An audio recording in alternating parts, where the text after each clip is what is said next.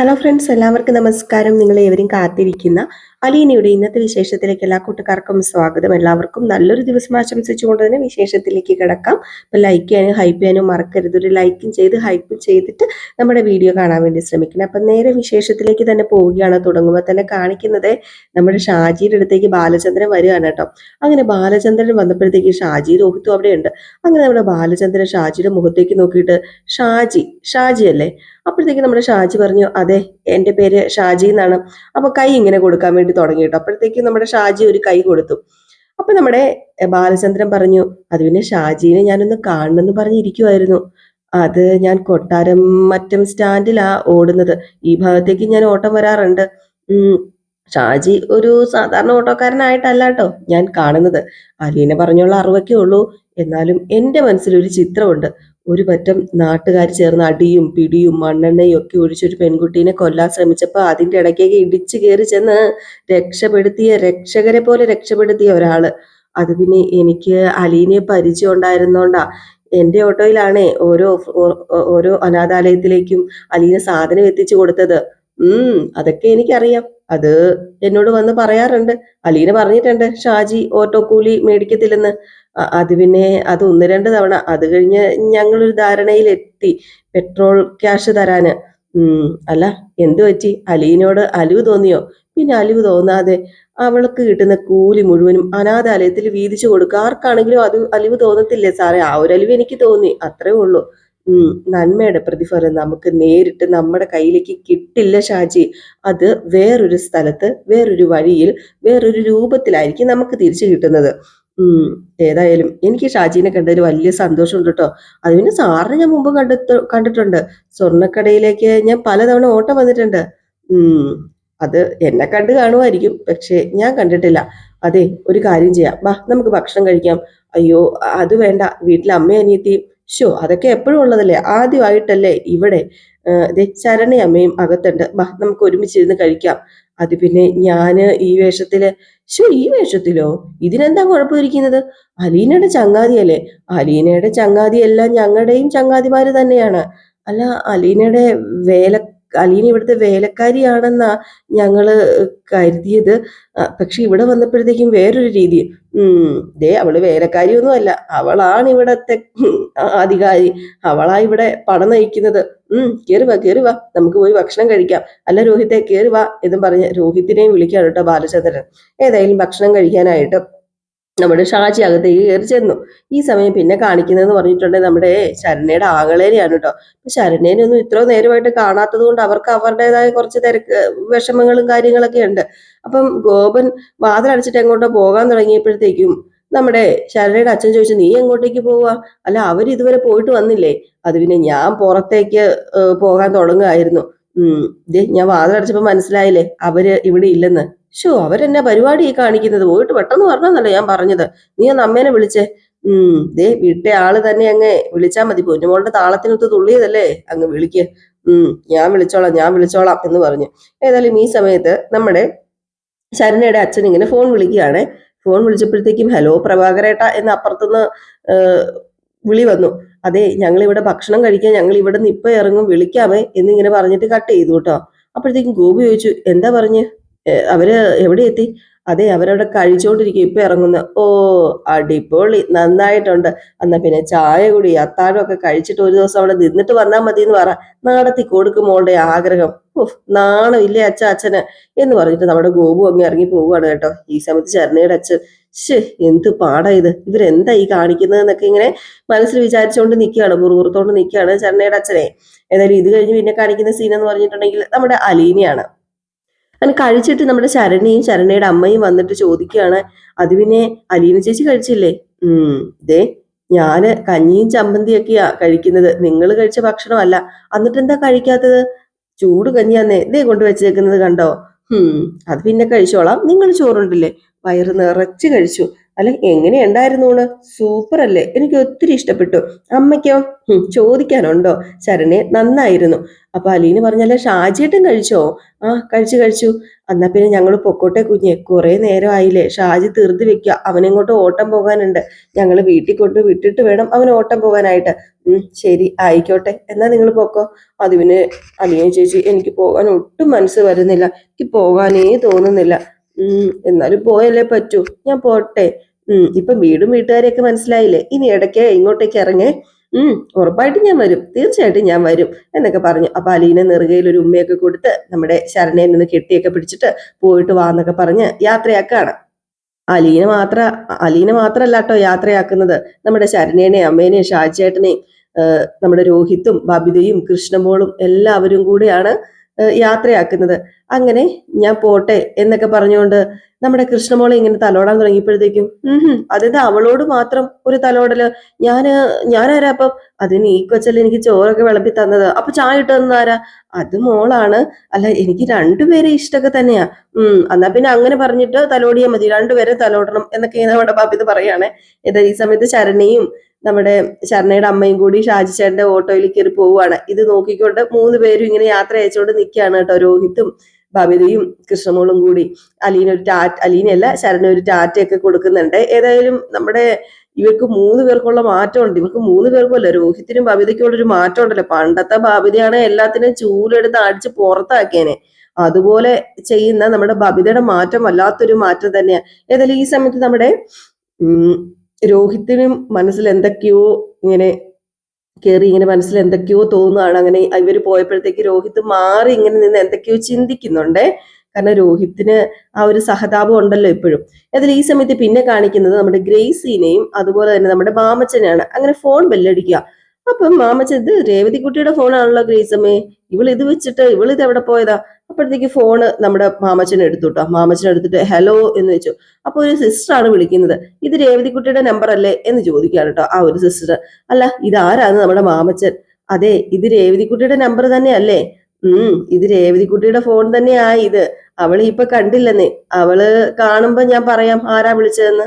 അല്ല ഇത് മാമച്ചനാണ് ഫോൺ എടുത്തേക്കുന്നത്? അതെല്ലോ, മാമച്ചനാണ് ഫോൺ എടുത്തിരിക്കുന്നത്. അത് പിന്നെ ഞാൻ ത്യാഗഭവനത്തിൽ നിന്നാ വിളിക്കുന്നത്, സുപ്പീരിയർ ആഗ്നസ് ആണ്. ഓ സിസ്റ്റർ ആണോ? സിസ്റ്റർ പറഞ്ഞോ. അപ്പൊ നമ്മുടെ ഗ്രേസിയോട് പറയാണ് കേട്ടോ, ദേ ചിന്നുമോളുടെ സ്ഥലത്ത് നിന്നാ വിളിച്ചത്, ആ സിസ്റ്ററാന്ന് പറഞ്ഞപ്പോ ഓ ആണോ എന്ന് നമ്മുടെ ഗ്രേസി. അപ്പൊ സിസ്റ്റർ ചോദിച്ചു, എനിക്ക് രേവതിനെ ഒന്ന് ലൈനിൽ കിട്ടുമോ? എനിക്കൊരു അർജന്റ് കാര്യം സംസാരിക്കാനായിരുന്നു. അത് പിന്നെ അവള് വന്ന ഉടനെ തിരിച്ചു വിളിക്കാൻ പറയാം സിസ്റ്റർ എന്ന് പറഞ്ഞ് ഫോണും കട്ട് ചെയ്തു. ഗ്രേസി ചോദിച്ചു, എന്തിനാ വിളിച്ചത്? എന്തോ അർജന്റ് മാറ്ററാണേ, രേവതി കുട്ടിയോട് സംസാരിക്കണം പോലും. ഓ എന്റെ പൊന്നു മനുഷ്യ, അതൊക്കെ എനിക്ക് മനസ്സിലായി. ചിന്നുമോൾക്ക് എന്തെങ്കിലും പ്രശ്നമാണോ അല്ലേ എന്ന് ചോദിക്കണ്ടേ? അയ്യോ അതെ, എന്റെ തലയിൽ പോയില്ല ഗ്രേസമ്മേ, ഞാനങ്ങ് മറന്നുപോയി. എന്റെ തലയിൽ പോയില്ല ഗ്രേസമ്മേ, കള്ളത്തരം കാണിക്കാൻ ഭയങ്കര ബുദ്ധിയാണല്ലോ, ഇതിന് മാത്രം ബുദ്ധിയില്ലല്ലേ? ഇങ്ങനെ ഒരു മോരകോടനെയാണല്ലോ ദൈവമേ എന്ന് പറഞ്ഞിട്ട് നമ്മുടെ ഗ്രേസമ്മ അങ്ങ് പോയി കേട്ടോ.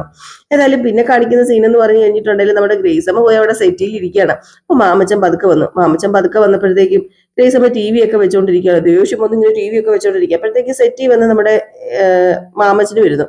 എന്നിട്ട് മാമച്ചൻ പറഞ്ഞു, അതേ പിന്നെ ഗ്രൂസമ്മ മിണ്ടാതിരുന്ന് അവിടെ ടി വി കാണാൻ നോക്കാൻ. അപ്പോഴത്തേക്ക് നമ്മുടെ രേവതി മേളത്തെ സ്റ്റെയറിൽ നിന്ന് ഇറങ്ങി താഴേക്ക് വരികയാണ് കേട്ടോ. വന്നു കഴിഞ്ഞപ്പോഴത്തേക്ക് നമ്മുടെ ഗ്രേസമ്മ പറഞ്ഞു, രേവതിക്കുട്ടി നീ ഇവിടെ ഫോൺ വെച്ചിട്ട് എവിടെ പോയതായിരുന്നു? അത് പിന്നെ ഞാനൊന്ന് ബാത്റൂമിൽ പോയി, അന്നേരം ഫോൺ എടുക്കാൻ മറന്നു. അതിനിടയിൽ ഇപ്പൊ എന്താ പറ്റിയത്? എന്താ പറ്റിയതെന്നോ, ത്യാഗഭവനിൽ നിന്ന് വിളിച്ചിട്ടുണ്ടായിരുന്നു, എന്തോ അത്യാവശ്യ കാര്യമുണ്ടെന്ന്, നിന്നോട് വേഗം തിരിച്ചു വിളിക്കാൻ പറഞ്ഞു. വേഗം തിരിച്ചു വിളിക്കാനോ? ഈ മാമച്ചായനാ ഫോൺ എടുത്തത്. എന്താണെന്ന് ചോദിക്കാൻ ഈ മനുഷ്യനങ്ങ് മറന്നുപോയി. നീ ഒരു കാര്യം ഫോൺ എടുത്തിട്ട് ഫോൺ വിളിക്ക് എന്ന് പറഞ്ഞു. അത് നമ്മുടെ രേവതിക്കുട്ടി ത്യാഗഭവനിലേക്ക് ഫോൺ വിളിക്കുകയാണ് കേട്ടോ. അങ്ങനെ അവിടെ സെറ്റിയിൽ ഇരുന്നാണ് ഇങ്ങനെ വിളിക്കുന്നത്. അപ്പോഴത്തേക്കും മാമച്ചനെ വഴക്ക് പറയാൻ തുടങ്ങിയപ്പോഴത്തേക്കും നമ്മുടെ മാമച്ചൻ പറഞ്ഞു, അതെ രേവതി, ഒരു റൗണ്ട് കഴിഞ്ഞുള്ളൂ, ഇനി കുറച്ച് സമയം തരണമെന്ന്. എന്നാലും ഈ സമയത്ത് നമ്മുടെ രേവതി ചിരിച്ചിട്ട് സിസ്റ്ററിനെ വിളിച്ചു കേട്ടോ. അപ്പൊ സിസ്റ്ററിനോട് ചോദിച്ചു, എന്ത് പറ്റി, ചിന്നിമോൾ ഓക്കെ അല്ലേ സിസ്റ്ററെ, എന്താ എന്നെ വിളിച്ചത്? ചിന്നിമോൾക്ക് കുഴപ്പമൊന്നുമില്ല, അവള് സുഖമായിട്ടിരിക്കുന്നു, അവള് ഓക്കെയാണ്. ആശ്വാസമായി. അർജന്റ് ആണെന്ന് പറഞ്ഞപ്പോ ഞാനൊന്ന് പേടിച്ചു പോയി. കാര്യം അർജന്റ് ഒക്കെ തന്നെയാ. ചിന്നിമോളുടെ ഏത് കാര്യത്തിലും നിങ്ങളുടെ അഭിപ്രായം കൂടെ ചോദിക്കണമല്ലോ, അങ്ങനെ നിങ്ങൾ പറഞ്ഞിട്ടുണ്ടായിരുന്നല്ലോ, അതാ വിളിച്ചത്. എന്താ സിസ്റ്റർ പറഞ്ഞു വരുന്നത്? എന്താണെന്ന് വെച്ചാല് സിസ്റ്റർ കാര്യം പറയാം. അത് പിന്നെ ഇവിടുത്തെ ഒരു കുട്ടീനെ കാണാൻ ഒരു സ്ത്രീ വന്നിട്ടുണ്ടായിരുന്നു. അവര് ഉദ്ദേശിച്ചത് അഡോപ്ഷൻ ആണ്. അഡോപ്ഷൻ എന്ന് പറഞ്ഞാല് ഞാൻ പ്രത്യേകിച്ച് പറയേണ്ട കാര്യമില്ലല്ലോ. അവരിവിടെ വന്നപ്പം സന്ദർഭവശാൽ ചിന്നുമോളെ കാണാൻ ഇടയായി. അവർക്ക് ചിന്നുമോളെ ഒത്തിരി ഇഷ്ടമായി. ചിന്നുമോളെ കൊടുക്കുമെന്ന് അവര് ചോദിക്കുന്നത്. പിന്നെ അതിന്റെ കുറച്ച് കാര്യങ്ങളൊക്കെ ഉണ്ട്. അതൊക്കെ ഉത്തരവാദിത്വത്തോടു കൂടി അവർ ചെയ്തു തരിക തന്നെ ചെയ്യും. അവർക്ക് ഭയങ്കര ഇൻട്രസ്റ്റ് ആ ചിന്നുമോളുടെ കാര്യത്തിൽ. എത്രയും പെട്ടെന്ന് എല്ലാ കാര്യങ്ങളും ക്ലിയർ ചെയ്തിട്ട് ആ കുട്ടീനെ അഡോപ്റ്റ് ചെയ്യാനാ അവർ തീരുമാനിച്ചിരിക്കുന്നത്. ഞങ്ങള് ഇതിനെന്താ മറുപടി പറയേണ്ടത്? വേണ്ടപ്പെട്ടവരോട് ചോദിച്ചിട്ടല്ലേ മറുപടി പറയാൻ പറ്റത്തുള്ളൂ. അതാ ഞാൻ വിളിച്ചത്. എന്താ ഞാൻ ചെയ്യേണ്ടത് രേവതിക്കുട്ടി പറയാന്? രേവതിക്കുട്ടിക്ക് എന്താ പറയണ്ടേന്ന് അറിയാൻ പറ്റാത്തൊരവസ്ഥയായി പോയിട്ടോ. അപ്പോഴത്തേക്ക് നമ്മുടെ ഗ്രേസിക്ക് എന്തോ മനസ്സിലായി. ഗ്രേസി പറഞ്ഞു അതെ സ്പീക്കറിൽ ഇടാന്. അപ്പം സ്പീക്കറിൽ ഇട്ടു കേട്ടോ. അങ്ങനെ ആ സിസ്റ്റർ പറയാണ് അവരുടെ പേര് ഊർമിള എന്നാണ്. ഊർമിള ഹസ്ബൻഡ് മാത്രമേ ഉള്ളൂ. അവര് വലിയ സാമ്പത്തികം ഉള്ളവരൊക്കെ തന്നെയാണ്. ചിന്നുമോളുടെ ഒരു ഭാഗ്യമായിട്ട് തന്നെയാണ് എനിക്കിത് തോന്നുന്നത്. കാരണം നല്ലൊരു കുടുംബമാണല്ലോ വന്ന് അഡോപ്റ്റ് ചെയ്യാൻ തീരുമാനിച്ചിരിക്കുന്നത്. അപ്പൊ രേവതി ഒന്നും മിണ്ടുന്നില്ല. അപ്പൊ ആ സിസ്റ്റർ ചോദിച്ചു അല്ല രേവതിക്കുട്ടി എന്താ ഒന്നും മിണ്ടാത്തത്? അത് പിന്നെ സിസ്റ്റർ പറഞ്ഞോ അല്ല നിങ്ങളുടെയും കൂടെ ഒരു അഭിപ്രായം ചോദിച്ചിട്ടാണ് ഞാൻ മറുപടി തരത്തുള്ളത് പറഞ്ഞായിരുന്നു. എങ്കിലും അവരെന്നെ ഡെയിലി കോണ്ടാക്ട് ചെയ്യുന്നുണ്ടേ റെസ്പോൺസിന് വേണ്ടിയിട്ട്. അത് പിന്നെ ഈ അഡോപ്ഷൻ എന്ന് പറയുമ്പം എങ്ങനെയാ? നിലവിലത്തെ അവരുടെ സാഹചര്യത്തിൽ അവർക്ക് പുതിയ പേപ്പർ വർക്ക് ഒക്കെ സബ്മിറ്റ് ചെയ്യേണ്ടി വരും. അവര് ഒരു ആൺകുട്ടിയെ ദത്തെടുക്കാൻ വേണ്ടിയാണ് എല്ലാ പേപ്പറും ക്ലിയർ ഒക്കെ ചെയ്ത് വന്നത്. അപ്പോഴാണ് ചിന്നുമോളെ കാണുന്നതും ചിന്നുമോളെ ഇഷ്ടപ്പെടുന്നതും. അപ്പോഴേ ഇങ്ങനെ ഒരു കാര്യം കൂടെ പറഞ്ഞത്, ഇനിയിപ്പം അഡോപ്ഷൻ വർക്ക് ആയില്ല എങ്കിലും സ്പോൺസർ ചെയ്യാനും അവർ റെഡിയാണ് എന്ന്. അപ്പൊ ചിലപ്പം അഡോപ്റ്റ് ചെയ്യാൻ പറ്റിയില്ലെങ്കിലും അവർക്ക് അവരുടേതായ ആ ഒരു രീതിയിൽ ചിന്തിക്കുന്നതുകൊണ്ട് തെറ്റില്ലല്ലോ. അല്ല സിസ്റ്റർ ഞാനിതെങ്ങനെയാ പറയുന്നത്? എനിക്ക് അലീന ചേച്ചിയോട് കൂടി ഒന്ന് സംസാരിക്കണം. എനിക്ക് സത്യം പറഞ്ഞാല് ഇതൊന്നും സമ്മതിച്ചു തരാൻ പറ്റണില്ല. എന്റെ മനസ്സിന് താങ്ങണില്ല. എനിക്കറിയാം അവക്ക് നല്ലതാണെങ്കിൽ മാത്രമേ സിസ്റ്റർ വിളിക്കുള്ളൂ എന്നൊക്കെ. പക്ഷെ അതൊന്നും ഉൾക്കൊള്ളാനായിട്ട് പറ്റുന്നില്ല. ഞാൻ ഏതായാലും അലീന ചേച്ചിയോട് സംസാരിച്ചിട്ട് മറുപടി തന്നാ പോരെ? ആ നിങ്ങൾ ആലോചിച്ചിട്ട് മറുപടി തന്നാ മതി. എനിക്കറിയാം അവള് നിങ്ങൾക്ക് എങ്ങനെയാണെന്നും നിങ്ങൾക്ക് അവൾ എങ്ങനെയാണെന്നും ഒക്കെ. അതുകൊണ്ട് ദേ ഒരു കാര്യമുണ്ട്. അവൾക്ക് ഒരു കുടുംബം, ഒരച്ഛൻ, ഒരമ്മ, അതുപോലെ ബന്ധുക്കള് ഇതൊക്കെയല്ലേ കിട്ടുന്നത്. അതുകൊണ്ട് തന്നെ അവക്ക് വേണ്ടി ആലോചിച്ച് തന്നെ തീരുമാനം എടുക്കണം. നോ എന്ന് നിങ്ങൾക്ക് വേണമെങ്കിൽ പറയാം, എസ് എന്നും പറയാം. ആലോചിച്ച് എല്ലാം ക്ഷമയോടുകൂടി ആലോചിച്ച് തീരുമാനം എടുക്കണം. അല്ല രേവതിക്കുട്ടിക്ക് സുഖമല്ലേ? അതെ സിസ്റ്റർ എനിക്ക് സുഖ. എന്നാ പിന്നെ ഞാൻ ഫോൺ കട്ട് ചെയ്യാണ് എന്ന് പറഞ്ഞ് സിസ്റ്റർ ഫോൺ കട്ട് ചെയ്തു കേട്ടോ. ഈ കാര്യം കേട്ടതും നമ്മുടെ രേവതിക്ക് ഭയങ്കര ടെൻഷനായി. രേവതി ഫോൺ വെച്ച ഉടനെ പറഞ്ഞു അത് പിന്നെ ഞാൻ പോയി കിടന്നോട്ടെ, എനിക്ക് ഭയങ്കര തലവേദനയാ എന്ന് പറഞ്ഞിട്ട് നേരെ നമ്മുടെ രേവതി ഗ്രേസിയുടെ മാമച്ചന്റെ അടുത്ത് അങ്ങ് മാറിപ്പോവാണ് കേട്ടോ. രേവതിക്ക് അത് ഉൾക്കൊള്ളാനായിട്ട് പറ്റത്തില്ല. നമ്മുടെ ചിന്നുമോള് വേറൊരാളുടെ സ്വന്തമാകാന്ന് പറയുമ്പോഴത്തേക്കും ഇവർ ഇത്രയൊന്നും ആരും വളർത്തിയതല്ലേ. അപ്പൊ അതിന്റെ ഒരു വിഷമം ഇവർക്ക് കാണൂല്ലോ. അത് സ്വാഭാവികം. ഏതായാലും ഈ സമയത്ത് നമ്മുടെ മാമച്ചൻ പറഞ്ഞു ഗ്രേസി മോളോട് അവളോടൊന്ന് സംസാരിക്കുക. അവള് വിഷമിച്ച് കയറി പോകുന്നത് കണ്ടോണ്ടിരിക്കുകയാണോ നീ? ഇപ്പം സംസാരിക്കാൻ പറ്റുന്നില്ല. അവള് തന്നെ ഈ കാര്യം നമ്മളോട് സംസാരിച്ചോളും. അവളെ കുറച്ച് ഫ്രീ ആയിട്ട് വിടാം. അവള് കുറച്ചു നേരം ഒറ്റയ്ക്ക് ഇരിക്കട്ടെ, അവള് ആലോചിക്കട്ടെ, അവള് തീരുമാനിക്കട്ടെ. ബാക്കി കാര്യങ്ങളെല്ലാം അവള് നമ്മളോട് തന്നെ പറയാണ്. ഈ ഒരു സമയത്ത് പിന്നെ കാണിക്കുന്നുണ്ടല്ലോ നമ്മുടെ രേവതി അല്ലല്ലോ സോറി, ശരണയും ശരണയുടെ അമ്മയും കൂടി നേരെ വീട്ടിലേക്ക് ചെല്ലാണ് കേട്ടോ. അവിടെ ഇവര് വെയിറ്റ് ചെയ്തിരിക്കുകയാണല്ലോ. ശരണയുടെ അച്ഛനും ആങ്ങളമാരൊക്കെ ചേർന്ന് ഭയങ്കര വെയിറ്റിംഗിലാണ്. ഇവർ ഇത്രയും നേരം ആയില്ല പോയിട്ട്. അങ്ങനെ ശരണയും ശരണയുടെ അമ്മയും കൂടി നേരെ വീട്ടിലേക്ക് കയറി ചെന്നപ്പോ പറയാനുണ്ടോ, അവിടെ ഒരു സ്ഫോടനം തന്നെ നടക്കൂലോ. അങ്ങനെ നമ്മുടെ ശരണ്യയുടെ അച്ഛൻ ചോദിച്ചു അല്ല ഷാജി എന്തി? അത് പിന്നെ അവൻ ഞങ്ങളെ കൊണ്ടുവിട്ടിട്ട് വേറെ ഓട്ടം പോയി. അല്ല നിങ്ങളേതാ ഇത്രയും വൈകിയത്? എപ്പൊ പോയതാ ഇവിടുന്ന്? അത് പിന്നെ പെട്ടെന്ന് അവിടെ നിന്ന് ഇറങ്ങിപ്പോരാൻ പറ്റിയില്ല. അല്ല അതിന് അവരെങ്കിലും നിങ്ങളെ തടഞ്ഞു നിർത്തിയോ? അപ്പൊ നമ്മുടെ ശരണി പറഞ്ഞു എന്റെ പൊന്നച്ഛ, അച്ഛൻ വിചാരിക്കുന്നവരത്തെ ആൾക്കാരൊന്നും അല്ല അവര്. അല്ല അവര് നിങ്ങളോട് മോശമായിട്ട് പെരുമാറിയോ? അയ്യോ അല്ലെന്ന്. അവര് ചെന്നുടനെ വിളിച്ച് അകത്തി കൊണ്ടുപോയി ഇരുത്തി. പിന്നെ അലീന ചേച്ചിയുടെ റൂമിലേക്ക് കൂട്ടിക്കൊണ്ടുപോയി ആദ്യം ചായ തന്നു. അത് കഴിഞ്ഞിട്ട് അവരുടെ ഊണുമേശയില് അവരുടെ എല്ലാവരുടെയും ഒപ്പം ചോറ് വിളമ്പി തന്നു. അച്ഛൻ ഷായിച്ചേനോട് ഒന്ന് ചോദിച്ചു നോക്ക് എന്നാന്നല്ല പെരുമാറ്റമായിരുന്നെന്ന്. സത്യം പറയാലോ ഞാൻ ഇതൊന്നും ഒട്ടും പ്രതീക്ഷിച്ചില്ല. അപ്പം ഗോപു വന്നിട്ട് എവിടെയായിരുന്നു ഇത്രയും നേരം? ഞങ്ങളിവിടെ കണ്ണും കാതും കൂർപ്പിച്ചിരിക്കാൻ വേണ്ടി കുറെ നേരം ആയല്ലോ. അത് പിന്നെ ആ വീട്ടുകാരുടെ സ്നേഹവും ഇടപെടലും കണ്ടാല് അവിടുന്ന് പോരാ തോന്നത്തില്ല. അവര് തേരും പാലും ഒക്കെ തരും, അതൊന്നും കണ്ട് മയങ്ങരുത്. അവർക്ക് അവരുടെ മകനെ കേസിൽ നിന്ന് ഊരിയെടുക്കണം. അതിനുവേണ്ടി അവരെന്ത് അഭ്യാസവും കാണിക്കും. അപ്പോഴത്തേക്കും ശരണ്യ പറഞ്ഞു, കൂവേട്ടൻ കണ്ണോട് ചോര നിങ്ങൾ തട്ടിവിടല്ലേ, അവരൊക്കെ നല്ല മനുഷ്യരാ, അവർക്ക് ആ ഒരു ഭാവമേ ഇല്ല വലിയ മനുഷ്യരാന്നുള്ളത്. അപ്പോഴത്തേക്ക് ശരണ്യയുടെ അമ്മ പറഞ്ഞു, അങ്ങനെയല്ല ഗോപ, ഞങ്ങക്ക് മനുഷ്യനോട് ഇടപെടുമ്പോ അറിയത്തില്ലേ, ആ ബാലേന്ദ്രൻ സാർ പോലും എന്നെ മര്യാദക്കാരനാണെന്ന് അറിയാമോ. ആരോടും ആരോടും എന്താ പറയാ, ഒരു ദേഷ്യമോ ഒരു കുശുമ്പോ ഒന്നുമില്ല. പിന്നെ ആ സാറുണ്ടല്ലോ എന്റെ മോളോട് ക്ഷമ ചോദിച്ചു, പിന്നെ രോഹിത് ഉണ്ടല്ലോ എന്നാ നല്ല പെരുമാറ്റവാ. കേസിന്റെ വിചാരണ വരാൻ പോകുന്നതല്ലേ ഉള്ളൂ, നമ്മളെ സൂപ്പിക്കാൻ വേണ്ടി അവരെന്നാ വേഷം കിട്ട് വേണമെങ്കിലും കാണിക്കും. അപ്പൊ നമ്മുടെ ശരണയുടെ അമ്മ പറഞ്ഞു, എന്നെ അറിഞ്ഞോണ്ടോ ഈ പറയുന്നത്, ആ ബാലേന്ദ്രൻ സാറിന്റെ പെമ്മക്കൾ പോലും എന്നെ സ്നേഹത്തോടു കൂടി പെരുമാറിയെന്ന് അറിയാമോ, ശരണ്യോട് ചോദിച്ചു നോക്ക്. അല്ല മോളെ. ആ അതെ അതെ, എന്നോടൊക്കെ കുറെ വർത്താനം പറഞ്ഞു, അവരാ ചായ തന്നതും ചോറ് വിളമ്പി തന്നതും എല്ലാം, അവർക്ക് എന്തൊരു സ്നേഹാണെന്നോ. അലീന ചേച്ചി കിടക്കുമായിരുന്നു. അല്ല, ഈ അലീന എങ്ങനെയാ അവിടെ, അലീന വേലക്കാരിയല്ലേ അതോ അവളവിടത്തെ ദേ അവിടെ അവർക്ക് അലീന ചേച്ചിനെ പോലെയാ, അവരെല്ലാരും കൂടെ ചേർന്ന് ശുശ്രൂഷിക്കുന്നത്, ചായയും കാപ്പിയും കഞ്ഞിയും എല്ലാം അവർ തന്നെ ഉണ്ടാക്കി അലീനയുടെ മുറി കൊണ്ട് കൊടുക്കും. അങ്ങനെയാ ചെയ്യുന്നത്. അലീനയുടെ മുറി ഒന്ന് കാണണം. ഇവള് വിളിക്കുന്നത് പോലെ തന്നെയാ അലീന വിളിക്കുന്നത്, അലീന ചേച്ചീന്ന്. എന്നാ സ്നേഹമാ അവർക്ക് എല്ലാം അതിനോട്. സത്യം പറഞ്ഞ കണ്ടിട്ട് കൊതിയായി. അപ്പം നമ്മുടെ ഗോപു പറഞ്ഞു, ഓ എനിക്കിതൊന്നും വിശ്വസിക്കാൻ പറ്റത്തില്ല, ഇവരെ സോപ്പിട്ട് പതിപ്പിച്ച് കുളിപ്പിച്ച് വിട്ടേക്കുക. ഓ എന്റെ പൊന്നു ഗോപേട്ടനൊന്ന് പോയി നോക്ക്, അല്ലെങ്കിൽ ഷായിച്ചേട്ടനൊന്ന് ചോദിച്ചു നോക്ക് ഷായിച്ചേട്ടനോട്, അപ്പൊ അറിയാം കാര്യങ്ങളൊക്കെയെന്ന്. അപ്പോഴത്തേക്കും ഗോപു അങ്ങ് പോയി കേട്ടോ. നമ്മുടെ ശരണ്യ അങ്ങകത്ത് കയറിപ്പോയി ഈ സമയത്ത്. പിന്നെ നമ്മുടെ ശരണ്യയുടെ അമ്മയും ശരണ്യയുടെ അച്ഛൻ മാത്രമേ ഉള്ളൂ അവിടെ. ശരണ്യയുടെ അമ്മയും ശരണ്യയുടെ അച്ഛന്റെ മുഖത്തേക്ക് നോക്കിയിട്ട് അകത്തേക്ക് അങ്ങ് കയറി പോയി കേട്ടോ. ഏതായാലും ഇത് കഴിഞ്ഞ് പിന്നെ കാണിക്കുന്ന സീൻ എന്ന് പറഞ്ഞു കഴിഞ്ഞിട്ടുണ്ടെങ്കിൽ, അലീനയുടെ അടുത്തേക്ക് പനി നോക്കാൻ വേണ്ടി രണ്ടുപേരും വന്നിരിക്കുകയാണ് കേട്ടോ, നമ്മുടെ കൃഷ്ണമോളും ബബിതയും കൂടെ. അങ്ങനെ പനി നോക്കിക്കൊണ്ടിരിക്കുക. അങ്ങനെ പനിയൊക്കെ നോക്കി. അപ്പോഴത്തേക്ക് കുറച്ച് ചൂട് കുറവുണ്ട് കേട്ടോ പനി നോക്കിയിട്ട്. അപ്പം നമ്മുടെ അലീനയോട് ബബിത പറഞ്ഞു, പനി മാറിയില്ല അപ്പം. ഇത് തന്നെയല്ലേ ഞാൻ ആദ്യം പറഞ്ഞത്, അപ്പൊ എന്നെ വിശ്വാസമില്ല. ദേ അപ്പോഴെനിക്ക് തോന്നുന്നതേ ആ മുടിയനെ ബബിതേച്ചിയുടെ മനസ്സിൽ കയറി വന്നെന്ന, അതാ വിശ്വാസം ഇല്ലാത്തതെന്ന് കൃഷ്ണമോള്. അപ്പൊ അലീന പറഞ്ഞു, എന്താടി കൃഷ്ണമോള് നീ പറയുന്നത്, സോറി പറഞ്ഞ ബബിതയോട്, അങ്ങനെയൊന്നും പറയാൻ പാടില്ല, മര്യാദയ്ക്ക് സോറി പറഞ്ഞേ. അത് പിന്നെ sorry sorry sorry sorry Babitha ചേച്ചി. അപ്പം ബബിത പറഞ്ഞു, അതെ വിശ്വാസം ഇല്ലാഞ്ഞിട്ടൊന്നുമല്ല, ഉറപ്പ് വരുത്തിയതാ പനി കുറഞ്ഞോ ഇല്ലയോ എന്ന്. എന്തേ ബുദ്ധിമുട്ട് വല്ലതും ഉണ്ടോ? ഞാനേ പഠിച്ചതും ചെയ്തതും ഒക്കെ ആൾക്കാരെ ശുശ്രൂഷിക്കുന്നതൊക്കെയാ, അതുകൊണ്ട് പനി പോയാലൊക്കെ എനിക്ക് പെട്ടെന്ന് അറിയാൻ പറ്റുന്നത്. ഞങ്ങൾ ആരും ഈ പറഞ്ഞൊന്നും പഠിച്ചിട്ടില്ല കേട്ടോ, അതുകൊണ്ട് ചെക്ക് ചെയ്ത് ഞങ്ങൾക്ക് ഉറപ്പ് വരുത്തണം. അപ്പോഴത്തേക്കും കൃഷ്ണമോട് പറഞ്ഞു, പറയുന്നത് കേട്ടിട്ടങ്ങ് കിടന്നാ പോരെ, ഈ ബബിത ചേച്ചിയോട് സംസാരിച്ച് ജയിക്കാൻ പറ്റില്ല എന്ന് അറിയാവുന്ന കാര്യമല്ലേ. അപ്പൊ ബബിത പറഞ്ഞു, നീ പിന്നെ പാവമാണല്ലോ, നിന്നെ കാണുന്നത് അമ്മ വാതിലടച്ച് കുറ്റിയിടുക.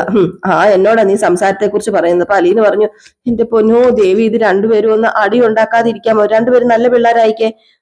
ചുമ്മാ അടിയും പടയും വെക്കുന്നു. അതെ ഞാനേ പനിയൊക്കെ കഴിഞ്ഞില്ലേ, ഒന്ന് എണീക്കട്ടെ. അയ്യോ എണീക്കാനൊന്നും പറ്റത്തില്ല, എങ്ങോട്ടാ ഈ പോകുന്നത്, അതിന് പുറത്തേക്ക് പോണം. തിരിച്ചു കാല് കട്ടിലേക്ക് കയറ്റ, വേഗം കയറ്റിക്കേ. എന്റെ പനി മാറിയല്ലോ, പിന്നെന്താ ശരീരവേദനയൊക്കെ പോയി, അപ്പൊ ഇറങ്ങാലോ. ഇനി എനിക്ക് ജയിലിൽ നിന്ന് ഇറങ്ങാൻ പറ്റത്തില്ല, ഇനി ഞാൻ ഇവിടെ കിടക്കണമെന്നാണോ പറയുന്നത്, എന്തൊരു കഷ്ടാ ഇത് കൃഷ്ണമോളെ. നോ രക്ഷ, എന്നെ കൂട്ടുപിടിക്കണ്ട, ഈ കാര്യത്തിൽ ഞാൻ ബബിതേച്ചിയുടെ കൂടെ, പനി മാറി വന്നതല്ലേ ഉള്ളൂ, ഉടനെ ഇറങ്ങുകയോ വേണ്ട. ഓഹോ, ഇപ്പൊ നിങ്ങൾ രണ്ടുപേരും ഒറ്റക്കെട്ടായല്ലേ, അത് കൊള്ളാലോ.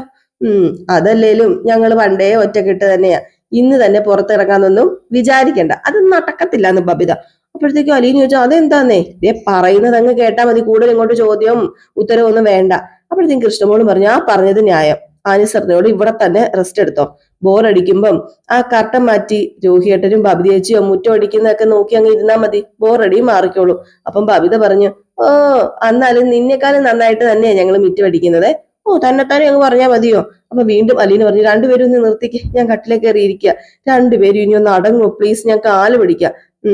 ഗുഡ് ഗേൾ എന്ന് നമ്മുടെ കൃഷ്ണ ഇങ്ങനെ അലീനയുടെ കവിളിൽ ഒരു ഞുള്ളൊക്കെ ഞുള്ളി. അപ്പൊ ബബിത പറഞ്ഞു, ഞാനോ കൃഷ്ണയോ പെർമിഷൻ തരാതെ ഇവിടെ നനങ്ങിയാൽ അനന്തര ഫലം ഭീകരമായിരിക്കുന്നു. പണിഷ്മെന്റ് ഏത് രീതിയിലായിരിക്കുന്ന ഞാൻ ഇപ്പൊ പറയേണ്ട ആവശ്യമില്ലല്ലോ, അത് ഞാൻ പറയുന്നുമില്ല. ഞാൻ ഇവിടെ നനങ്ങത്തില്ല, അനങ്ങാൻ പോകുന്നില്ല. എന്നാലേ ഞങ്ങൾ പോയി ഡിന്നറിനുള്ള പരിപാടി നടത്തട്ടെ. സ്പെഷ്യല് എന്തെങ്കിലും വേണോ? ഇന്ന് ഞാനാ മെയിൻ കുക്ക്. ഇന്നെന്താ സ്പെഷ്യൽ? ഇന്ന് ചതുരത്തിലുള്ള ചപ്പാത്തി, പിന്നെ കരിയാത്ത ചപ്പാത്തി, വട്ടത്തിലുള്ള ചപ്പാത്തി. എന്താ പോരെ? അപ്പോഴത്തേക്ക് നമ്മുടെ അലീന ഒന്ന് ചിരിച്ചു കേട്ടോ. അപ്പൊ കൃഷ്ണനോട് പറഞ്ഞു, ഞങ്ങൾ പോയി റൗണ്ട് അടിച്ചിട്ട് വരാം, ഞങ്ങളൊന്ന് പോയി അത്യാവശ്യം പണിയൊക്കെ തീർത്തിട്ട് വരാന്ന് പറഞ്ഞിട്ട് അവരങ്ങ് പോവാ. ഇതൊക്കെ കണ്ടും കേട്ടും ആസ്വദിച്ച് നമ്മുടെ അലീന ചിരിച്ചോണ്ടിരിക്കുന്ന ഒരു സീൻ കാണിച്ചിട്ടാട്ടോ ഇന്നത്തെ വിശേഷം അവസാനിക്കുന്നത്. അപ്പൊ എല്ലാവരും കാത്തിരിക്കുക, അടിപൊളി വിശേഷങ്ങളാട്ടോ. ഇന്ന് രാവിലെ നമ്മൾ ഫുൾ വിശേഷവും, നമ്മൾ വൈകിട്ടാകുമ്പോൾ പ്രമവിശേഷവും, ഉച്ചയ്ക്ക് നമ്മൾ നമ്മുടെ അലീനയുടെ കഥയുടെ അപ്കമിങ് വിശേഷം ഇടുന്നുണ്ട്. അത് നമ്മുടെ റിയൽ സ്റ്റോറി ന്യൂവിലാണ് കേട്ടോ. അത് നമ്മുടെ ജിൽ ചിന്നുവിൽ നമ്മൾ അതിന്റെ ലിങ്ക് പോസ്റ്റിൽ കൊടുത്തിട്ടുണ്ട്. അപ്പൊ എല്ലാവരും ഒന്ന് പോയി കാണണേ. ഇതിനകത്ത് നമ്മൾ ലിങ്ക് കൊടുത്തിട്ടുണ്ട് പോസ്റ്റില്. അപ്പൊ ആ ചാനലിന്റെ ലിങ്ക് കൊടുത്തിട്ടുണ്ട്. എല്ലാവരും ഒന്ന് കയറി നോക്കി സബ്സ്ക്രൈബ് ചെയ്ത് വെച്ചിട്ട് അപ്കമിങ് വിശേഷങ്ങൾ ഒന്ന് കാണണം കേട്ടോ. അപ്പൊ Tata bye bye. Next video ആയിട്ട് വരാം. ലൈക്ക് ചെയ്യാനും ഹൈപ്പ് ചെയ്യാനും മറക്കല്ലേ.